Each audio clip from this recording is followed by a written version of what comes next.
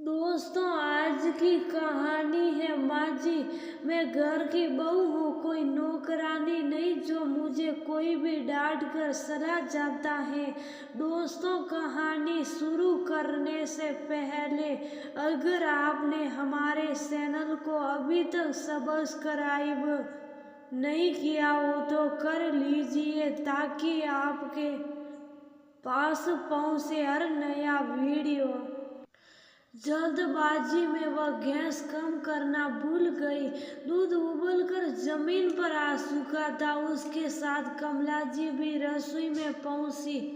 रसोई का बुरा हाल देखकर उनके माथे की त्योहारियां फिर से सड़ गई और वो फिर से तेज आवाज में बोल पड़ी, मैं तो थक गई, अब तो मेरी सांस भी फूलने लगी है। पर तुमसे कोई भी काम ढंग से नहीं होता है। तुमने गैस बर्बाद कर दी, दूध भी फैला दिया और रसोई भी गंदी कर दी। थोड़ी तो समझदारी से काम लिया करो। कमला जी अपने कमरे में चली गई। आज तो वैशाली की आंखें ही भर आई क्योंकि उसे कभी इतनी डांट नहीं पड़ी थी और उसे अपनी मम्मी की भी बात याद आ रही थी कि छोटी छोटी परेशानी से खुद ही निपट लेना। वो सारा काम निपटा कर अपने कमरे में चली गई। अपनी मम्मी से बात की और मन ही मन उनसे आशीर्वाद लिया। शाम की चाय का वक्त हो गया था। ससुर जी चिल्ला रहे थे, अरे कोई तो चाय पिला दो। सबके हाथों में मेहंदी लगी है क्या? मेरा कोई भी काम समय पर नहीं होता है। तभी वैशाली भी अंदर से हिम्मत जुटाकर चिल्लाकर बोली, पापा जी आ तो रही हूँ, आपसे बिल्कुल भी सब्र नहीं होता है क्या? आप चाय गैस पर चढ़ा दी है, आएगा जब भी तो उबाल आएगा। आपके कहने से मैं चूल्हे पर तो नहीं सड़ जाऊंगी।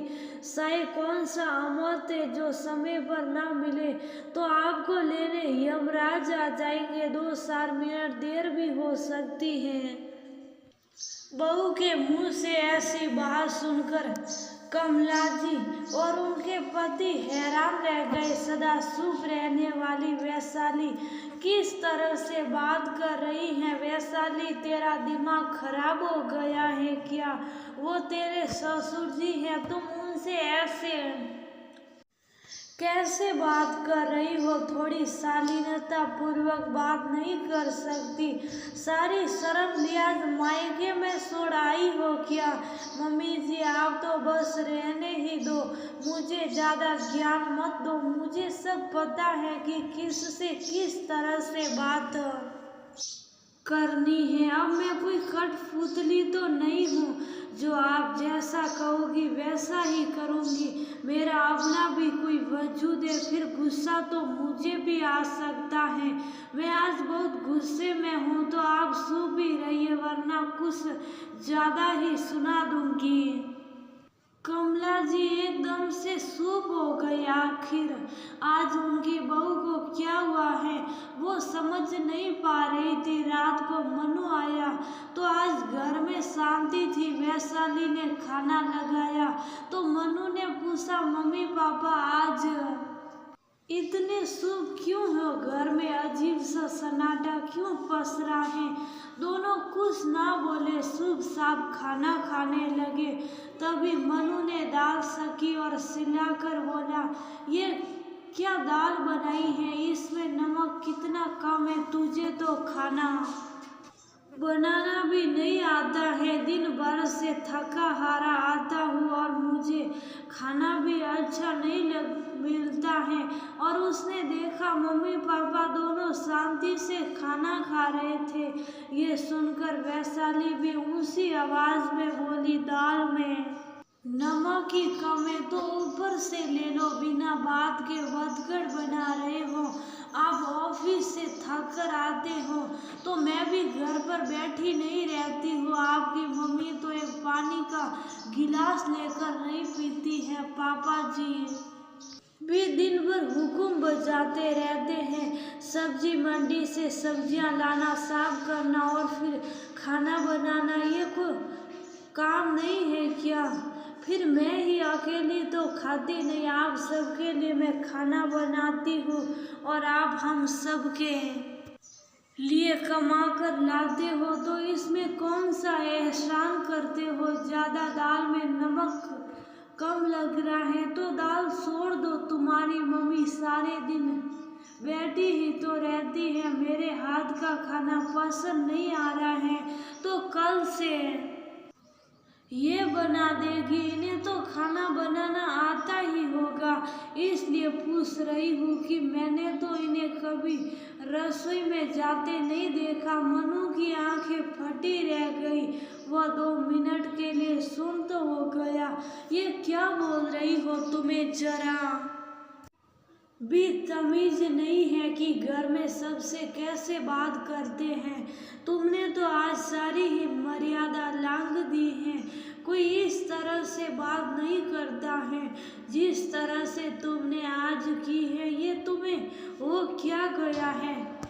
वैशाली हंसकर बोलती है, अरे कुछ नहीं हुआ है, मैं तो एकदम से ठीक हूँ। मैंने जो बोला कुछ गलत तो नहीं बोला है।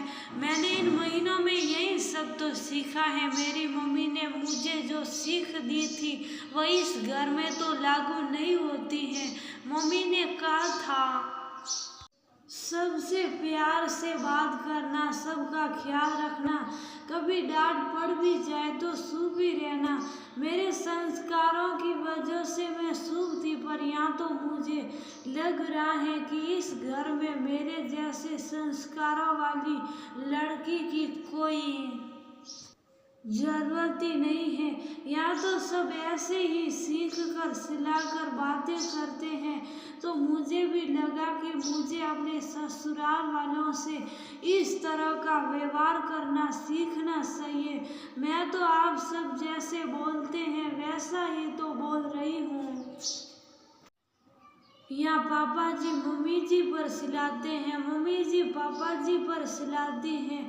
आप दोनों मुझे डांटते रहते हैं। मनु भी छोटी छोटी बातों पर गुस्सा होकर मुझ पर चिल्लाते हैं।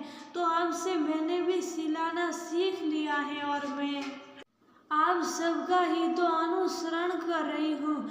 या कोई प्यार से बात तो करता ही नहीं है। कोई काम गलत हो जाए तो उसे सही करना सिखाया नहीं जाता है, बल्कि सिलाकर डांट कर मुद्दा सुलझाया जाता है। मैं तो संस्कारी थी, पर मुझे यहाँ पर रहने के लिए यहाँ के सभी तौर तरीके तो होंगे, तभी तो मैं यहाँ अच्छे से रह पाऊंगी। घर में सास ससुर गुस्सा हो जाते हैं, पति भी गुस्सा रहता है, तो मैंने सोचा मैं भी अपना व्यवहार बदल लूँ।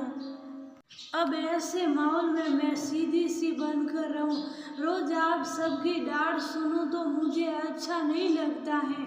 मेरा भी अपना आत्म सम्मान है, मैं घर की बहू हूँ, सदस्य हूँ। आजकल तो नौकरों के साथ भी ऐसा व्यवहार नहीं किया जाता।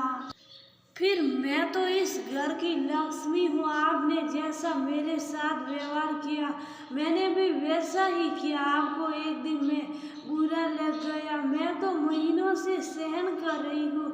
वैसे भी सिलाने से काम सुधरते नहीं हैं, बल्कि आत्म सम्मान को ठेस ही पहुँचती है। ससुराल में बहू पर चिल्लाना, उससे अपशब्द कहना, उसका अपमान करना ठीक नहीं है। बहू लक्ष्मी होती है। आप अपने लिए इज्जत चाहते हो तो आपको बहू को भी इज्जत देनी होगी। वैशाली की बात सुनकर सब शर्मिंदा हो गए। सबने मिलकर वचन दिया कि आगे से वह इस तरह का व्यवहार नहीं करेंगे। वैशाली ने अपनी कोशिश से घर का माहौल प्यार और शांति में बदल दिया।